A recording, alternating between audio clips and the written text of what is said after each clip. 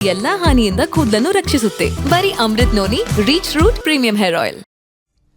ನಮಸ್ಕಾರ, ಶುಭೋದಯ. ನೀವು ನೋಡ್ತಾ ಇದ್ದೀರಾ ನ್ಯೂಸ್ ಮಾರ್ನಿಂಗ್. ನಾನು ಪ್ರತಿಭಾ ಪ್ರಕಾಶ್. ಬಿಜೆಪಿಗೆ ಟಿಡಿಪಿ ಜೆಡಿಯು ಬೆಂಬಲ ಘೋಷಣೆ ಬೆನ್ನಲ್ಲೇ ಎನ್ಡಿಎ ನಾಯಕರಾಗಿ ಪ್ರಧಾನಿ ಮೋದಿ ಆಯ್ಕೆಯಾಗಿದ್ದಾರೆ. ನಿನ್ನೆ ರಾಷ್ಟ್ರಪತಿ ದ್ರೌಪದಿ ಮುರ್ಮುಗೆ ರಾಜೀನಾಮೆಯನ್ನು ಸಲ್ಲಿಸಿದ್ರು ಹಂಗಾಮಿ ಪ್ರಧಾನಿ ನರೇಂದ್ರ ಮೋದಿ. ಎನ್ಡಿಎ ನಾಯಕರಾಗಿ ಪ್ರಧಾನಿ ಮೋದಿ ಆಯ್ಕೆಯಾಗಿದ್ದಾರೆ. ನಿನ್ನೆ ರಾಷ್ಟ್ರಪತಿ ದ್ರೌಪದಿ ಮುರ್ಮುಗೆ ರಾಜೀನಾಮೆಯನ್ನು ಸಲ್ಲಿಸಿದ್ರು. ರಾಜೀನಾಮೆ ಪತ್ರವನ್ನು ಸಲ್ಲಿಸಿದ್ದಾರೆ. ನಾಳೆ ಸರ್ಕಾರ ರಚನೆಗೆ ಹಕ್ಕು ಮಂಡನೆ ಮಾಡುವ ಸಾಧ್ಯತೆ ಕೂಡ ಹೆಚ್ಚಾಗಿದೆ.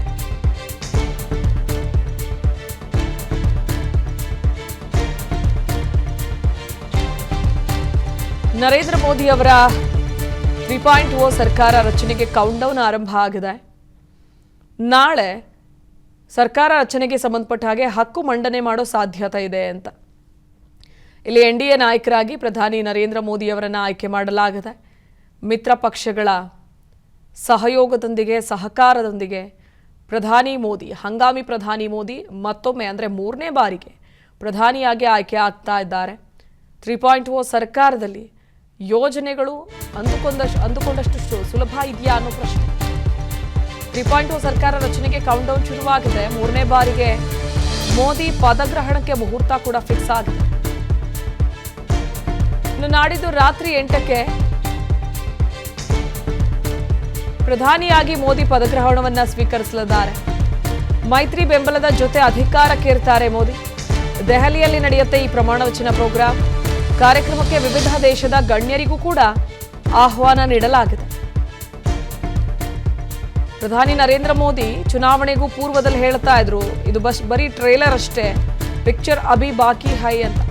2047ರ ಒಂದು ಕನಸೇನಿದೆಯಲ್ಲ, ಆ ಕನಸನ್ನು ನನಸು ಮಾಡಬೇಕು ಅಂದರೆ ನಿಮ್ಮ ಬೆಂಬಲ ಬೇಕು ಅಂತ ಮತದಾರರಲ್ಲಿ ಕಳಕಳಿಯ ಮನವಿಯನ್ನು ಪ್ರಾರ್ಥನೆಯನ್ನು ಮಾಡಿಕೊಂಡಿದ್ರು. ಆದರೆ ಮತದಾರ ಪ್ರಭು ಈ ಬಾರಿ ಬಿಜೆಪಿ ಕಳೆದ ಬಾರಿ ಯಾವ ರೀತಿಯಾಗಿ ತನ್ನ ಏಕಬಲದಿಂದ ಪಕ್ಷವನ್ನು ರಚಿಸಿತ್ತೋ, ಸರ್ಕಾರವನ್ನು ರಚನೆ ಮಾಡಿತ್ತೋ, ಆ ರೀತಿಯಾಗಿ ಈ ಬಾರಿ ಸಾಧ್ಯವಾಗಲಿಲ್ಲ. ಈ ಬಾರಿ ಏನೇ ಒಂದು ನಿರ್ಣಯ ತೆಗೆದುಕೊಳ್ಬೇಕು, ಬಿಲ್ಗಳನ್ನು ಪಾಸ್ ಮಾಡಬೇಕು ಅಥವಾ ಮಂಡನೆ ಮಾಡಬೇಕು ಅಂದರೂ ಕೂಡ ಮಿತ್ರ ಪಕ್ಷಗಳ ಒಂದು ಸಹಮತ ಬೇಕಾಗುತ್ತೆ, ಸಹಕಾರ ಬೇಕಾಗುತ್ತೆ. ಆದರೆ ಕಳೆದ ಬಾರಿ ಈ ರೀತಿಯಾದಂತಹ ಸಿಚುವೇಶನ್ ಸರ್ಕಾರಕ್ಕೆ ಇರಲಿಲ್ಲ. ಆದರೆ ಈ ಬಾರಿ ಕಷ್ಟ ಸಾಧ್ಯ.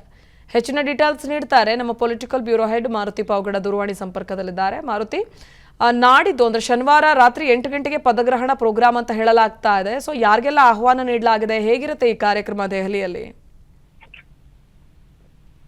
ಪ್ರತಿಭಾ, 3ನೇ ಬಾರಿಗೆ ಪ್ರಧಾನಿ ನರೇಂದ್ರ ಮೋದಿ ಅವರು ಶನಿವಾರ ಸಂಜೆ 8 ಗಂಟೆಗೆ ದೆಹಲಿಯಲ್ಲಿ ಪ್ರಮಾಣ ವಚನ ಸ್ವೀಕಾರ ಮಾಡೋದಕ್ಕೆ ಈಗಾಗಲೇ ಎಲ್ಲಾ ಸಿದ್ಧತೆಗಳನ್ನು ಕೂಡ ಮಾಡಿಕೊಳ್ಳಲಾಗಿದೆ. ನಿನ್ನೆ ನಡೆದಂತಹ ಎನ್ಡಿಎ ಪ್ರಮುಖರ ಸಭೆಯಲ್ಲಿ ಒಕ್ಕೊರಲಿನ ಒಂದು ನಿರ್ಧಾರಕ್ಕೆ ಬಂದಿರುವಂತದ್ದು. ಮತ್ತೊಮ್ಮೆ ಮೋದಿ ಪ್ರಧಾನಿ ಮಂತ್ರಿ ಆಗೋದಕ್ಕೆ ಎಲ್ಲರೂ ಕೂಡ ಒಪ್ಪಿಗೆಯನ್ನ ಕೊಟ್ಟಿದ್ದಾರೆ. ಅದರಲ್ಲೂ ಸ್ವಲ್ಪ ಆತಂಕ ಇದ್ದಿದ್ದು, ಬಿಜೆಪಿಯ ರಾಷ್ಟ್ರೀಯ ಮಟ್ಟದ ಆತಂಕ ಇದ್ದಿದ್ದು. ನನ್ನ ಜೀವನದಲ್ಲಿ ನಾನು ಮಾತ್ರವಲ್ಲ, ನನ್ನ ಕೂದಲು ಕೂಡ ಆಗಿರ್ಬೇಕು ಸ್ಟ್ರಾಂಗ್ ಅಂಡ್ ಸ್ಟೈಲಿಶ್. ಬರೀ Amrit noni reach root premium hair oil ನೊಂದಿಗೆ. Reach root premium hair oil.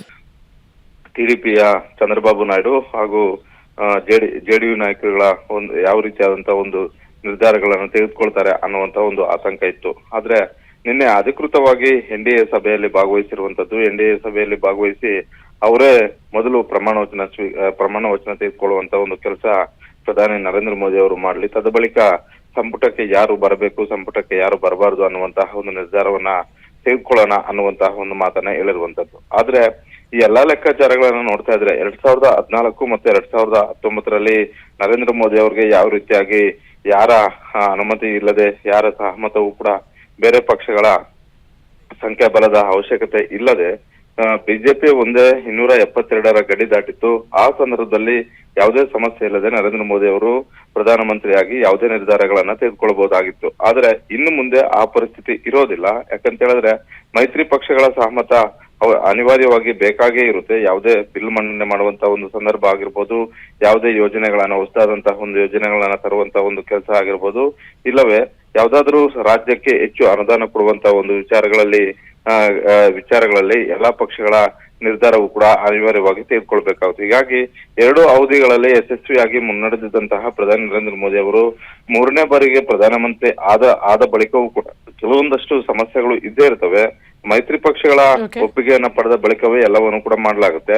ಅದ್ರ ಜೊತೆಗೆ ಇನ್ನೇನು ನಾಡಿದ್ದು ನಡೆಯುವಂತಹ ಈ ಒಂದು ಪದಗ್ರಹಣ ಕಾರ್ಯಕ್ರಮಕ್ಕೆ ಈಗಾಗಲೇ ಎಲ್ಲಾ ಪಕ್ಷಗಳ ಹಿರಿಯ ನಾಯಕರಿಗೆ ಆಹ್ವಾನವನ್ನ ಕೊಡಬೇಕು ಅನ್ನುವಂತಹ ಒಂದು ನಿರ್ಧಾರಕ್ಕೆ ಬಂದಿರುವಂತದ್ದು. ಕೇವಲ NDA ಮೈತ್ರಿಕೂಟದಲ್ಲಿರುವಂತಹ ಪಕ್ಷಗಳ ಮುಖಂಡರುಗಳು ಅಷ್ಟೇ ಅಲ್ಲ, ಇಂಡಿ ಒಕ್ಕೂಟದಲ್ಲಿರುವಂತಹ ಪ್ರಮುಖರಿಗೂ ಕೂಡ ಈ ಬಾರಿ ಆಹ್ವಾನ ಹೋಗುತ್ತೆ. ಬರೋದು ಬಿಡೋದು ಅವ್ರಿಗೆ ಬಿಟ್ಟಂತಹ ಒಂದು ವಿಚಾರ. ಆದ್ರೆ ಎಲ್ಲಾ ಪಕ್ಷಗಳ ಪ್ರಮುಖರನ್ನು ಕೂಡ ಪದಗ್ರಹಣ ಕಾರ್ಯಕ್ರಮಕ್ಕೆ ಆಹ್ವಾನ ಮಾಡೋಣ ಅನ್ನುವಂತ ಒಂದು ನಿರ್ಧಾರಕ್ಕೆ NDA ಮೈತ್ರಿಕೂಟದ ನಾಯಕರು ಬಂದಿದ್ದಾರೆ ಅನ್ನುವಂತ ಒಂದು ಮಾಹಿತಿ ಲಭ್ಯ ಆಗಿರುವಂತದ್ದು. ಪ್ರತಿಭಾ, ಥ್ಯಾಂಕ್ ಯು ಮಾರುತಿ ಡೀಟೇಲ್ಸ್ಗಾಗಿ. ಅನುಕ್ಷಣದ ಸುದ್ದಿಗಳಿಗಾಗಿ ವಿಸ್ತಾರ ನ್ಯೂಸ್ ಯೂಟ್ಯೂಬ್ ಚಾನೆಲ್ ಸಬ್ಸ್ಕ್ರೈಬ್ ಮಾಡಿ. ಹೊಸ ಸುದ್ದಿಗಳ ನೋಟಿಫಿಕೇಶನ್ಗಾಗಿ ಬೆಲ್ ಐಕಾನ್ ಕ್ಲಿಕ್ ಮಾಡಿ. ಲೇಟೆಸ್ಟ್ ಅಪ್ಡೇಟ್ಸ್ಗಾಗಿ www.vistaranews.com ವೆಬ್ಸೈಟ್ಗೆ ವಿಸಿಟ್ ಮಾಡಿ. ಅಂಗೈಯಲ್ಲೇ ಜಗತ್ತಿನ ಸುದ್ದಿ ತಿಳಿಯಲು ವಿಸ್ತಾರ ನ್ಯೂಸ್ ಕನ್ನಡ ಆಪ್ ಡೌನ್ಲೋಡ್ ಮಾಡಿ.